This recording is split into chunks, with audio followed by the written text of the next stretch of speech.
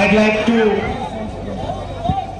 welcome the senior leaders on the stage, Congress leaders in the crowd, workers, brothers and sisters, friends from the media. I'd like to welcome all of you here today. ಪ್ರಪ್ರಥಮವಾಗಿ ವೇದಿಕೆಗೆ ನಾನು ಕಾಂಗ್ರೆಸ್ ಪಕ್ಷದ ಎಲ್ಲ ಹಿರಿಯ ಮುಖಂಡರನ್ನು, ಇಲ್ಲಿ ಸೇರಿರ್ತಕ್ಕಂಥ ಎಲ್ಲ ಕಾಂಗ್ರೆಸ್ ಪಕ್ಷದ ಕಟ್ಟಾಳುಗಳು, ಕಾರ್ಯಕರ್ತರು, ಮುಖಂಡರುಗಳನ್ನ, ಇಲ್ಲಿರ್ತಕ್ಕಂಥ ನಮ್ಮ ಎಲ್ಲ ಅಣ್ತಮ್ಮಂದ್ರನ್ನ, ತಮ್ಮೆಲ್ಲರನ್ನೂ ಕೂಡ ಈ ಕಾರ್ಯಕ್ರಮಕ್ಕೆ ನಾನು ಮನಸ್ಪೂರ್ವಕವಾಗಿ ಸುಸ್ವಾಗತನ ನಾನು ಕೋರ್ತಾ ಇದ್ದೀನಿ.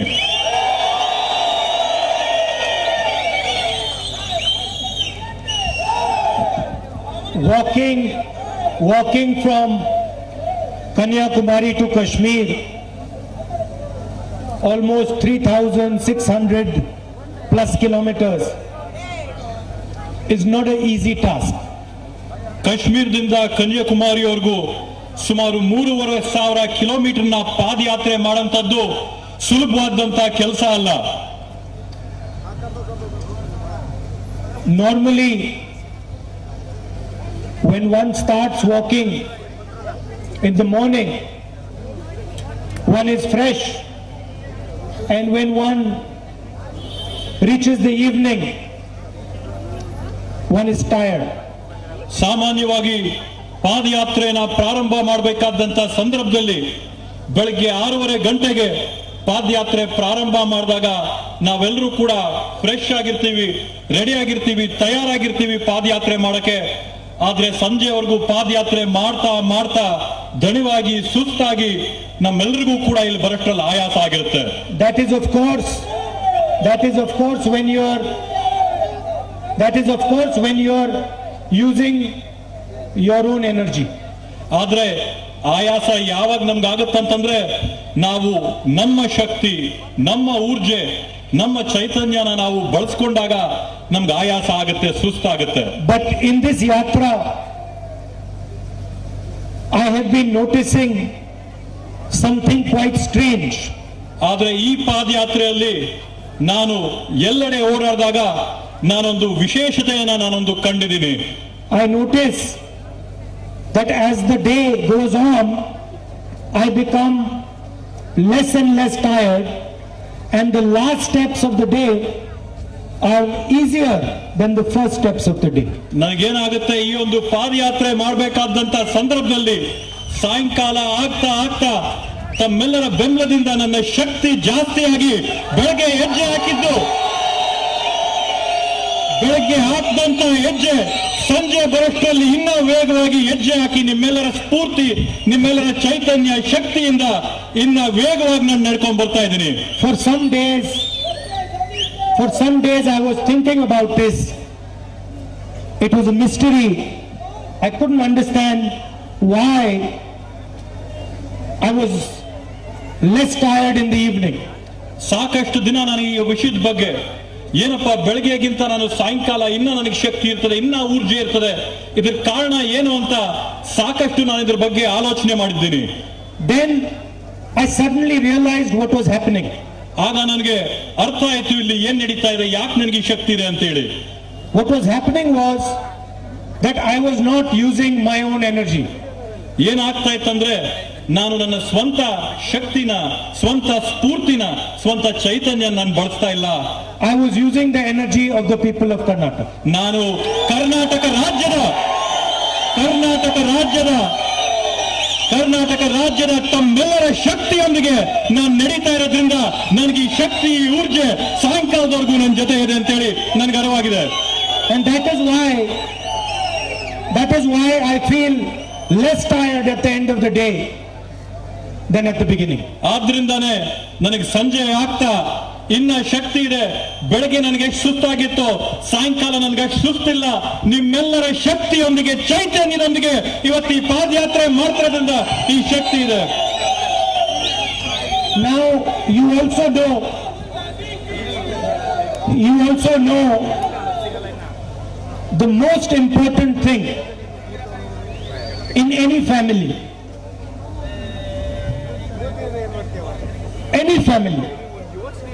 The most important thing is that the family members do not fight.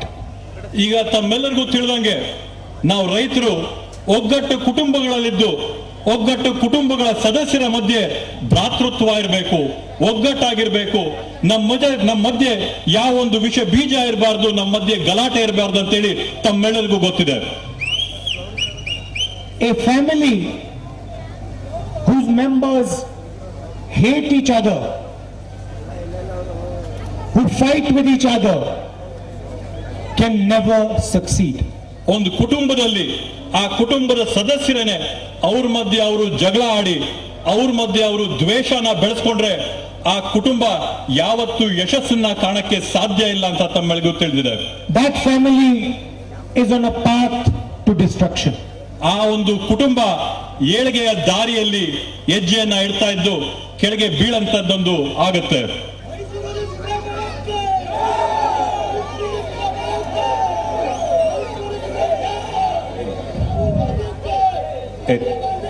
Bhaiya, don't disturb. I know you translate.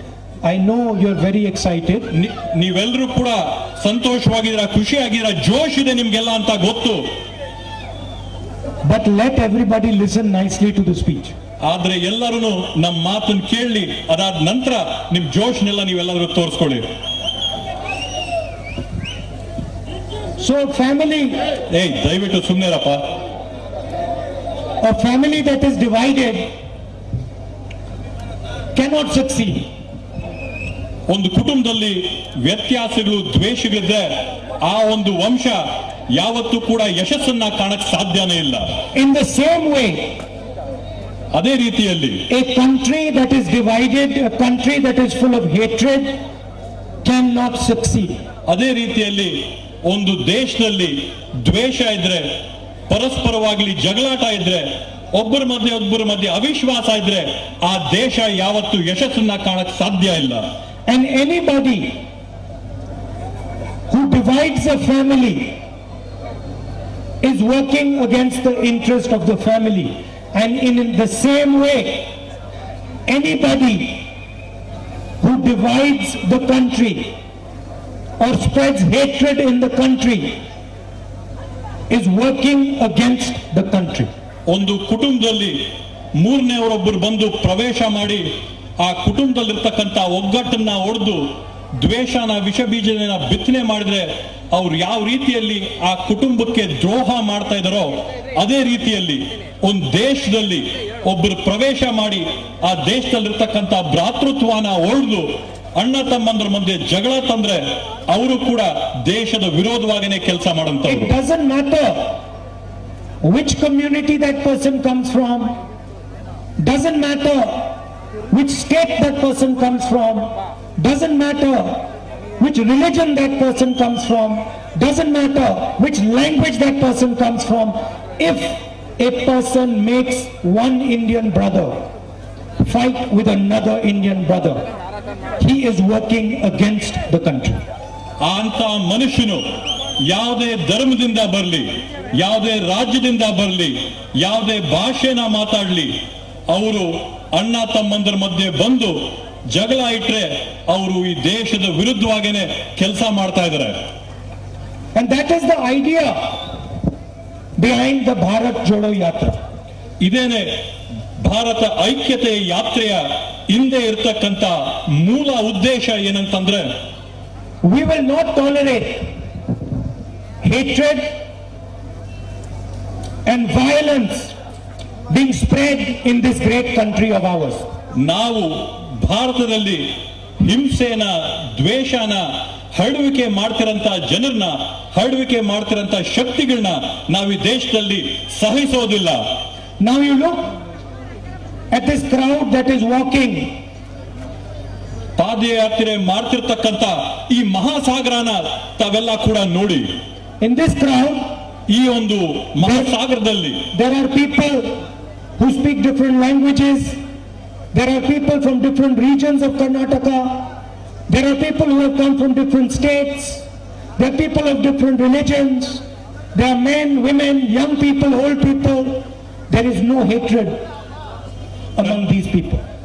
ಈ ಒಂದು ಪಾದಯಾತ್ರೆಯಲ್ಲಿ ಬರ್ತಿರ್ತಕ್ಕಂಥ ಮಹಾನ್ ನದಿಯಲ್ಲಿ ಕರ್ನಾಟಕ ರಾಜ್ಯದ ವಿವಿಧ ಭಾಗಗಳಿಂದ, ಭಾರತ ದೇಶದ ವಿವಿಧ ಭಾಗಗಳಿಂದ, ಬೇರೆ ಬೇರೆ ಧರ್ಮಗಳಿಂದ ಗಂಡಸರು, ಹೆಂಗಸರು ನಾವೆಲ್ಲರೂ ಕೂಡ ಒಗ್ಗಟ್ಟಾಗಿ ಹೆಜ್ಜೆ ಹಾಕಿ ಪಾದಯಾತ್ರೆ ಮಾಡ್ತಾ ಇದೀವಿ. ಈ ಪಾದಯಾತ್ರೆಯಲ್ಲಿ ದ್ವೇಷ ನಮ್ಗೆಲ್ಲೂ ಕಂಡು ಬರಲ್ಲ, ಅಸೂಯೆ ನಮ್ಗೆಲ್ಲೂ ಕಂಡು ಬರಲ್ಲ. In the crowd, sometimes someone falls down. Nobody asks that person, what language do you speak? What religion are you from? Are you a man or a woman? Nobody asks that question. Immediately that person is helped by everybody around him.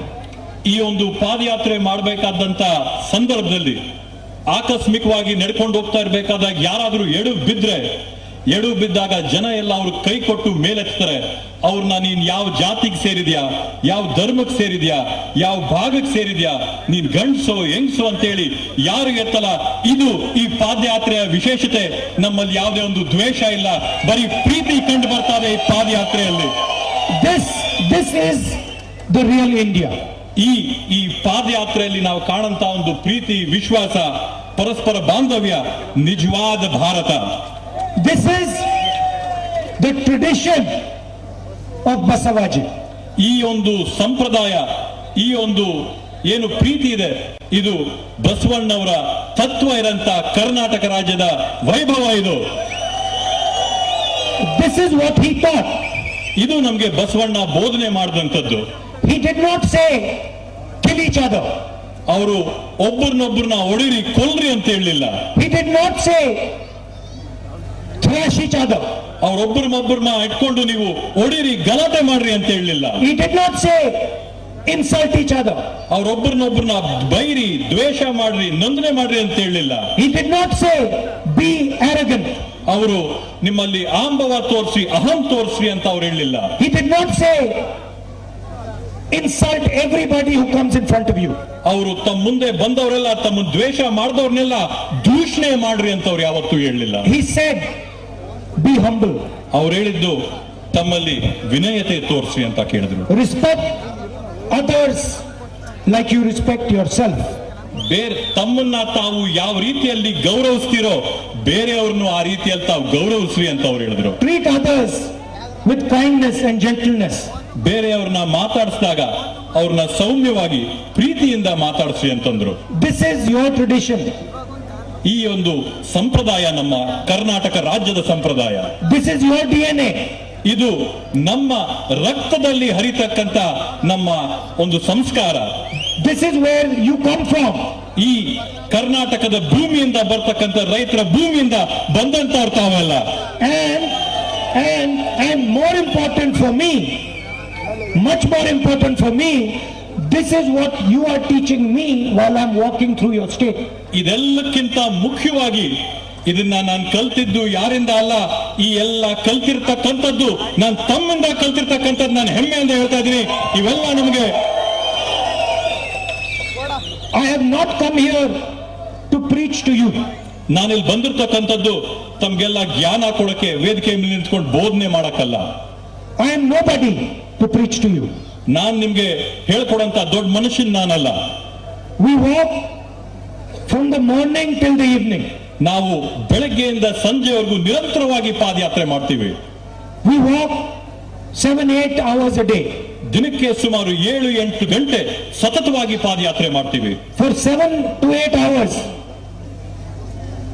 we do not speak.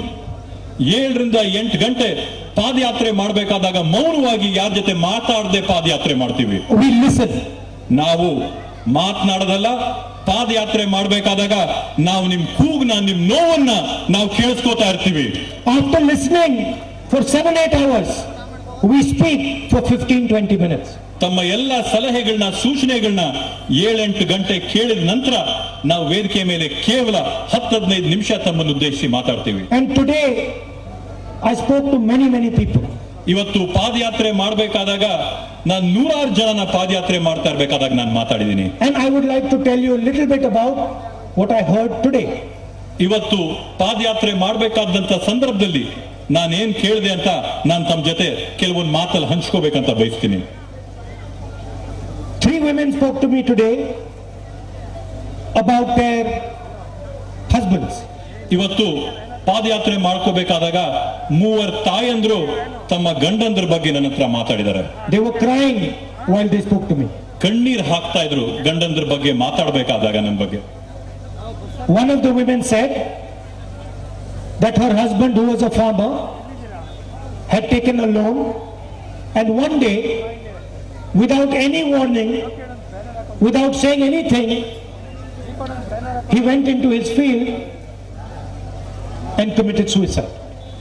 ಒಬ್ಬ ತಾಯಿ ಹೇಳಿದಂತ ಮಾತೇನಂತಂದ್ರೆ, ಅವರ ಗಂಡ ತಾವೆಲ್ಲ ರೈತರಾಗಿರೋದ್ರಿಂದ ರೈತರ ಸಾಲ ತಗೊಂಡಿದ್ದ. ರೈತರ ಸಾಲ ತಗೊಂಡು ಒಂದಿನ ಮನೆಗೆ ಬಂದು ಹೆಂಡತಿನ ಮಾತಾಡಿಸ್ಕೊಂಡು ತನ್ನ ಹೊಲಕ್ಕೆ, ತೋಟಕ್ಕೆ ಹೋಗಿ ಏನು ಹೇಳ್ದೆ ಹೊಲದಲ್ಲಿ, ತೋಟದಲ್ಲಿ ಆತ್ಮಹತ್ಯೆಯನ್ನ ಮಾಡ್ಕೊಂಡಿದ್ದಾನೆ. She said that he did not give her any warning. ಏನೊಂದು ಮಾತು, ಸೂಚನೆ, ಸಾಲ ತಗೊಂಡಿದ್ದೀನಿ ಅಂತ ಯಾವೊಂದು ಮಾತು ಕೂಡ ಹೇಳಿಲ್ಲ. He was working, and then one fine day, without any warning, she was left alone. ಹಿಂದಿನ ದಿನ ಹೊಲದಲ್ಲಿ, ತೋಟದಲ್ಲಿ ಕೆಲಸ ಮಾಡ್ಕೊಂಡು ಬಂದು ಯಾವುದೇ ಒಂದು ಸೂಚನೆ ಇಲ್ಲದೆ, ಯಾವೊಂದು ಮಾತನಾಡದೆ ಮಾರನೇ ದಿನ ತನ್ನ ತೋಟಕ್ಕೆ ಹೋಗಿ ಆತ್ಮಹತ್ಯೆಯನ್ನ ಮಾಡ್ಕೊಂಡಿದ್ದಾನೆ. And 2 other women told me exactly the same story. ಇನ್ನೊಂದೆರಡು ತಾಯಂದ್ರು ನನ್ನ ಜೊತೆ ಕಥೆ ಹಂಚ್ಕೊಂಡವರು, ಅವರು ಕೂಡ ತಮ್ಮ ಕುಟುಂಬಗಳಲ್ಲಿ ಇದೇ ರೀತಿ ಅವ್ರ ಗಂಡಂದ್ರು ರೈತರ ಸಾಲನ, ಹೊರೆನ ತಗೊಳ್ಳಾರ್ದೆ ಆತ್ಮಹತ್ಯೆ ಮಾಡ್ಕೊಂಡಿದಾರಂತ ಹೇಳಿದ್ದಾರೆ. Now, while she was speaking, I was thinking to myself. ಈಗ ಆ ಒಂದು ತಾಯಿ ನನಗೆ ಮಾತಾಡ್ತಾ ಇರ್ಬೇಕಾದಾಗ ನಾನು ಯೋಚನೆ ಮಾಡ್ತಾ ಇದ್ದೆ. Imagine the pain of a father and a husband who loves his wife and his children more than anything else. Imagine the pain that he has to suffer to leave them without warning. ಯೋಚನೆ ಮಾಡ್ಕೊಳ್ರಿ, ಊಹೆ ಮಾಡ್ಕೊಳ್ರಿ. ಒಬ್ಬ ರೈತ ಅಂದ್ರೆ ಅವನೊಬ್ಬ ತಂದೆ, ಅವನೊಬ್ಬ ಮಹಿಳೆಗೆ ಗಂಡ. ಇವತ್ತು ಅವನು ಆತ್ಮಹತ್ಯೆ ಮಾಡ್ಕೋಬೇಕನ್ನಂತ ನಿರ್ಧಾರ ತಗೊಂಡು ತಾನು ಪ್ರೀತಿಸಿದಂತ ಮಕ್ಕಳನ್ನ, ಹೆಂಡತಿನ ಬಿಟ್ಟು ತತ್ಕ್ಷಣವಾಗಿ ಈ ರೀತಿಯಾದಂತ ಕ್ರಮ ತಗೋಬೇಕಂತಂದ್ರೆ ಅವನು ಯಾವೊಂದು ಪರಿಸ್ಥಿತಿಯಲ್ಲಿರ್ಬೇಕಂತ ತಾವು ಊಹೆ ಮಾಡಿ. I was asking her questions, and after some time I was asking her how much money did her husband borrow. I was asking her at what rate did the husband borrow the money. 24%. ಇವತ್ತು ನಾನು ಇದನ್ನೆಲ್ಲ ಆಲೋಚನೆ ಮಾಡಿದ್ಮೇಲೆ ಆ ಒಂದು ತಾಯಿ ನಾನು ಪ್ರಶ್ನೆ ಮಾಡಿದೆ, ನಿಮ್ಮ ಗಂಡ ಎಷ್ಟು ಸಾಲನ ಕೊಡಿಸ್ಕೊಂಡಿದ್ದ, ಮತ್ತೆ ಬಡ್ಡಿ ಎಷ್ಟು ಬಡ್ಡಿ ಕೊಟ್ಟು ಸಾಲ ತಗೊಂಡಿದ್ದ ಅಂತಂದ್ರೆ ಆಶ್ಚರ್ಯ ಆಯ್ತು. ರೈತರಿವತ್ತು 24% ಬಡ್ಡಿ ಕೊಟ್ಟು ಸಾಲ ತಗೋತಾ ಇದ್ದಾರೆ. And while she was telling me that her husband left her without warning and had borrowed money at 24%, I was thinking to myself, what sort of a country is this, where the richest people in the country can borrow at 6% and a farmer is forced to borrow at 24%. ನನಗೆ ಇದನ್ನೆಲ್ಲ ಕೇಳಿಸ್ಕೊಂಡಾಗ ಮನಸ್ಸಿಗೆ ತುಂಬಾನೇ ನೋವಾಯಿತು. ಇದು ಎಂತ ದೇಶದಲ್ಲಿ ನಾವಿದೀವಿ, ಇದು ಎಂತ ಪರಿಸ್ಥಿತಿಯಲ್ಲಿ ನಾವಿದೀವಿ. ಇವತ್ತು ಸಾಹುಕಾರರು, ಬಂಡವಾಳಿ ಶಾಹಿಗಳು, ಸಾಹುಕಾರರು ಇವತ್ತು 5-6% ಅಲ್ಲಿ ಬಡ್ಡಿನ ತಗೋತಾ ಇದ್ದಾರೆ. ಆದ್ರೆ ನಮ್ಮ ಗ್ರಾಮಗಳಲ್ಲಿರ್ತಕ್ಕಂಥ ಬಡ ರೈತ ಕುಟುಂಬಗಳು, ರೈತರು ಇವತ್ತು 24% ಕೊಟ್ಟು ಬಡ್ಡಿನ ತಗೋಬೇಕಂತಂದ್ರೆ ನಾವೆಂತ ದೇಶದಲ್ಲಿ ಇದೀವಿ ಅಂತ ನನಗೆ ನೋವಾಯ್ತು, ಬೇಜಾರಾಯ್ತು ನನಗೆ. And then I thought about the 3 farm laws that the Prime Minister has enacted and that are still current in Karnataka. ಮತ್ತೆ ಆವಾಗ ನನಗೆ ಯೋಚನೆ ಬಂತು, ಪ್ರಧಾನಮಂತ್ರಿಗಳು ಕೇಂದ್ರ ಸರ್ಕಾರದಲ್ಲಿ ಮಾಡಿರ್ತಕ್ಕಂಥ 3 ರೈತ ವಿರೋಧಿ ಕಾಯ್ದೆಗಳು ಏನಿವೆ, ಅದು ಇವತ್ತಿಗೂ ಕೂಡ ಕರ್ನಾಟಕ ರಾಜ್ಯದಲ್ಲಿ ಈ 3 ರೈತ ವಿರೋಧಿ ಕಾಯ್ದೆಗಳನ್ನ ಇನ್ನೂ ವಜಾ ಮಾಡಿಲ್ಲ. Farm laws that are designed to create thousands and thousands of widows in this state. ಈ ಒಂದು ಕಾಯ್ದೆ ಯಾವ ರೀತಿಯಾಗಿ ತಯಾರು ಮಾಡಿದ್ದಾರೆ ಅಂತಂದ್ರೆ, ಇವತ್ತು ನಾನು ನೋಡಿರ್ತಕ್ಕಂಥದ್ದು 3 ವಿಧವೆಯರನ್ನ, ಆದ್ರೆ ಕರ್ನಾಟಕ ರಾಜ್ಯದಲ್ಲಿ ಸಾವಿರಾರು ಸಂಖ್ಯೆಯಲ್ಲಿ ವಿಧವೆಗಳನ್ನ ಮಾಡಂತ ಕಾಯ್ದೆಗಳನ್ನ ಈ ಕರ್ನಾಟಕ ರಾಜ್ಯದಲ್ಲಿರ್ತಕ್ಕಂಥ ಸರ್ಕಾರ ತಂದಿದೆ. ಇವತ್ತು thousands of women's husbands will walk into the fields without warning and never come back. ಸಾವಿರಾರು ಸಂಖ್ಯೆಯಲ್ಲಿ ತಾಯಂದ್ರ ಗಂಡಂದ್ರ ಇವತ್ತು ತೋಟಗಳಿಗೆ ಹೋಗಿ ಈ ರೈತ ವಿರೋಧಿ ಕಾಯ್ದೆಗಳಿಂದ ಆತ್ಮಹತ್ಯೆ ಮಾಡಿಕೊಂಡು ಮನೆಗೆ ಮತ್ತೊಮ್ಮೆ ವಾಪಸ್ ಬರೋದಿಲ್ಲ. That is going to be the impact of these laws. ಈ ಒಂದು ರೈತ ವಿರೋಧಿ ಕಾಯ್ದೆಗಳ ಕೆಟ್ಟ ಪ್ರಭಾವ, ಕೆಟ್ಟ ಪರಿಣಾಮ ನೇರವಾಗಿ ರೈತ ಕುಟುಂಬಗಳ ಮೇಲೆ, ತಾಯಂದ್ರ ಮೇಲೆ ಬೀರುತ್ತೆ. Then I thought about how the ban on transfer of agricultural land to non-agriculturists has been abolished. ಮತ್ತೆ ನಾನು ಏನ್ ಯೋಚನೆ ಮಾಡಿದೆ ಅಂದ್ರೆ, ಕರ್ನಾಟಕ ರಾಜ್ಯದಲ್ಲಿ ರೈತರಿಟ್ಕೊಂಡಿರ್ತಕ್ಕಂಥ ಭೂಮಿನ ಬಂಡವಾಳ ಶಾಹಿಗಳಿಗೆ ಕೊಡಂತದ್ದನ್ನ ಕಾಯ್ದೆನ ನೂತನವಾಗಿ ಇವರು ತಂದು ರೈತರ ಜಮೀನುಗಳು ಸಾಹುಕಾರ ಕೈಗೆ ಕಳಿಸಂತ ಕೆಲಸ ಈ ಕರ್ನಾಟಕ ರಾಜ್ಯದಲ್ಲಿ ಮಾಡ್ತಾ ಇದ್ದಾರೆ. And how the Land Reform Act has been damaged. ಮತ್ತೆ ಏನಿವತ್ತು ನಮ್ಮಲ್ಲಿರ್ತಕ್ಕಂಥ ಲ್ಯಾಂಡ್ ರಿಫಾರ್ಮ್ ಆಕ್ಟ್ ನಮ್ಮಲ್ಲಿ ಏನಿತ್ತು ಕರ್ನಾಟಕ ರಾಜ್ಯದಲ್ಲಿ, ಅದನ್ನ ಯಾವ ರೀತಿಯಲ್ಲಿ ಇವರು ಹಾಳು ಮಾಡಿಕ್ಕಿದ್ರ ಅನ್ನೋದ್ರ ಬಗ್ಗೆ ನಾನು ಯೋಚನೆ ಮಾಡ್ತಾ ಇದ್ದೆ. I asked myself, did demonetization help Karnataka's farmers?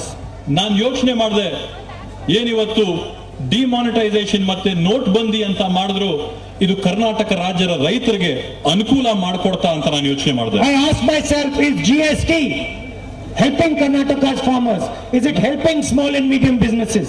ನಾನು ಯೋಚನೆ ಮಾಡಿದೆ, ಕರ್ನಾಟಕ ರಾಜ್ಯದಲ್ಲಿರ್ತಕ್ಕಂಥ ರೈತರಿಗೆ, ಸಣ್ಣ ಪುಟ್ಟ ಉದ್ಯಮಿಗಳಿಗೆ, ಕಿರಾಣೆ ಅಂಗಡಿಗಳಿಗೆ GST ಬಂದ್ರಿಂದ ಅನುಕೂಲ ಆಯ್ತಾ ಅಂತ ನಾನು ಯೋಚನೆ ಮಾಡಿದೆ.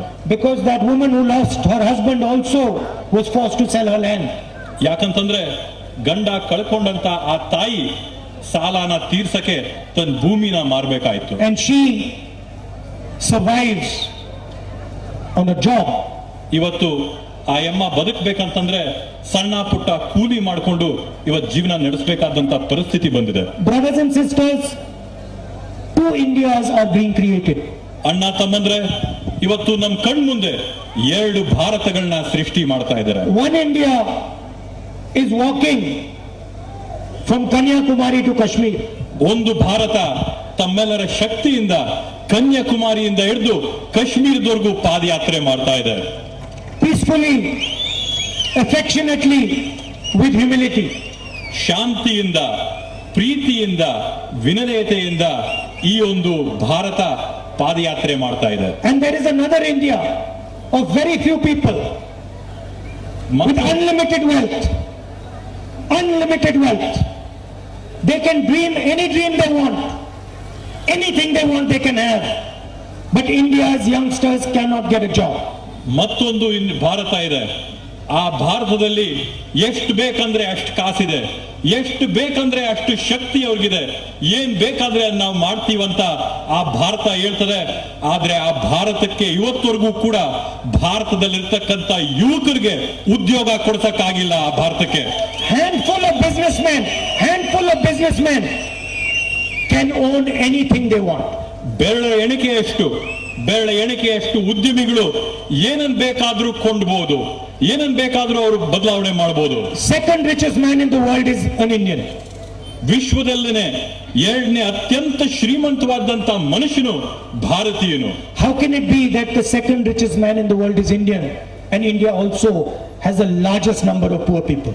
ಅಣ್ಣ ತಮ್ಮಂದ್ರೆ ನೀವೇ ಹೇಳಿ, ವಿಶ್ವದಲ್ಲೇ ಎರಡನೇ ಅತ್ಯಂತ ಶ್ರೀಮಂತನು ಕೂಡ ಭಾರತೀಯನೇ ಆಗಿರ್ತಾನೆ, ವಿಶ್ವದಲ್ಲಿ ಅತ್ಯಂತ ಬಡತನ ಕೂಡ ಭಾರತ ದೇಶದಲ್ಲೇ ಇರುತ್ತೆ. ಇದು ಹೇಗೆ ಸಾಧ್ಯ ಅಂತ ನೀವು ನಮ್ಗೆ ಹೇಳಿ. How can it be that millions and millions of our people suffer the highest prices they have, suffer unemployment, while we have the second richest man in the world? ನೀವೇ ಹೇಳಿ, ಯಾವ ರೀತಿಯಲ್ಲಿ ಕೋಟ್ಯಾಂತರ ಸಂಖ್ಯೆಯಲ್ಲಿರ್ತಕ್ಕಂಥ ಬಡಜನ ಇವತ್ತು ಬೆಲೆ ಏರಿಕೆ, ಬೆಲೆಗಳ ಗಗನವನ್ನ ಮುಟ್ಟಿರೋದ್ರಿಂದ ಸಹಿಸಬೇಕಾಗದೆ, ನಿರುದ್ಯೋಗನ ಸಹಿಸಬೇಕಾಗಿದೆ.